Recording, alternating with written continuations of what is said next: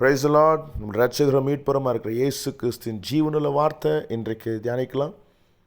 மத்தேயு புஸ்தகத்தில் 7ஆம் அதிகாரம் 7ஆம் வசனத்திலிருந்து அவர் சொல்லுகிற காரியங்கள் தீர்க்க தரிசனமான காரியங்கள் இன்றைக்கும் நம்முடைய வாழ்க்கையில் நிறைவேறக்கூடியதாக இருக்கிறது. என் தேவ பிள்ளைகளே, கேளுங்கள், அப்பொழுது உங்களுக்கு கொடுக்கப்படும்.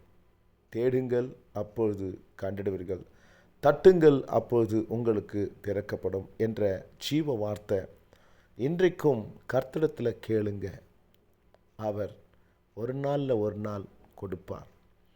கர்த்தரிடத்தில் தேடுங்க, அவர் கண்டறிவர்.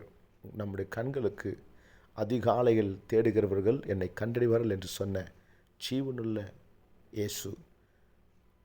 தேடுங்கள், கண்டறிவீர்கள். தட்டுங்கள், அப்பொழுது உங்களுக்கு திறக்கப்படும். தட்டுங்க, அவருடைய இருதயத்தை தட்டுங்க. அவருடைய இருதயத்திலிருந்து கண்களில் இரக்கம் கிடைக்கும். இந்த பிள்ளைகளே, இந்த வார்த்தை நம்முடைய இரட்சகர் இயேசு சொன்னது. ஏனென்றால் கேட்கிறவன் எவனும் பெற்றுக்கொள்ளுகிறான், தேடுகிறவன் கண்டடைகிறான், தட்டுகிறவனுக்கோ திறக்கப்படும். உங்களில் எந்த மனுஷனானாலும் தன்னிடத்தில் அப்பத்தை கேட்கிற தன் மகனுக்கு கல்லை கொடுப்பானா? மீனை கேட்டால் அவனுக்கு பாம்பை கொடுப்பானா? ஆகையால் பொல்லாதவர்களாகிய நீங்கள் உங்கள் பிள்ளைகளுக்கு நல்ல ஈவுகளை கொடுக்க அறிந்திருக்கும்போது பரலோகத்தில் இருக்கிற உங்கள் பிதா தம்மிடத்தில் வேண்டிக் கொள்ளுகிறவர்களுக்கு நன்மையானவைகளை கொடுப்பது அதிக நிச்சயம் அல்லவா? அதனால் மனுஷர் உங்களுக்கு எவைகளை செய்ய விரும்புகிறீர்களோ அவைகளை நீங்களும் அவர்களுக்கு செய்யுங்கள். இதுவே நியாயப்பிரமாணமும் தீர்க்கதரிசனங்களுமாம். இடுக்கமான வாசல் வழியாய் உட்பிரவேசிங்கள். கேட்டுக்கு போகிற வாசல் விரியும் வழி விசாலமாய் இருக்கிறது, அதன் வழியாய் பிரவேசிக்கிறவன் அநேகர். ஜீவனுக்கு போகிற வாசல் இடுக்கமும் வழி நெருக்கமுமாய் இருக்கிறது, அதை கண்டுபிடிக்கிறவர்கள் சிலர்.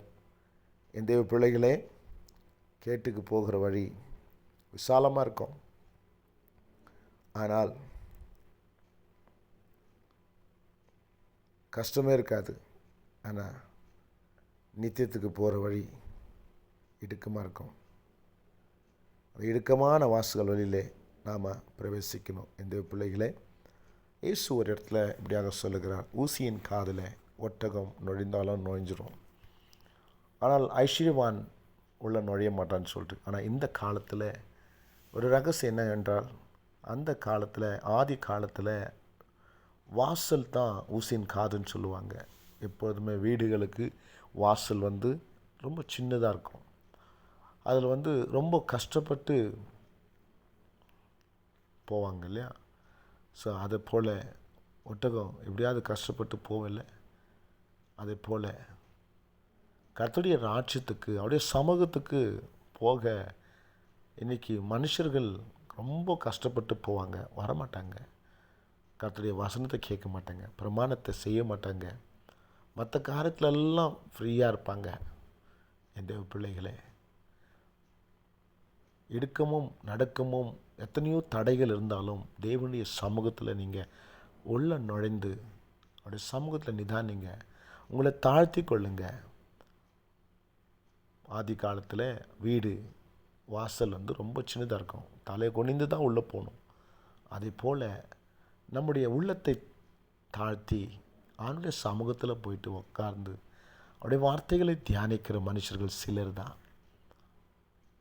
உலக காரியங்கள் இருக்கிற கூட்டங்கள் பல இருக்கிறாங்க, ஆனால் கர்த்தர் இந்த சிலர் கூட்டத்தை பரலோக ராஜ்யத்துக்கென்று நியமிக்கப்படுகிறது. இந்த பிள்ளைகளே, இந்த நாளிலே அவரை கேளுங்கள், தருவார்.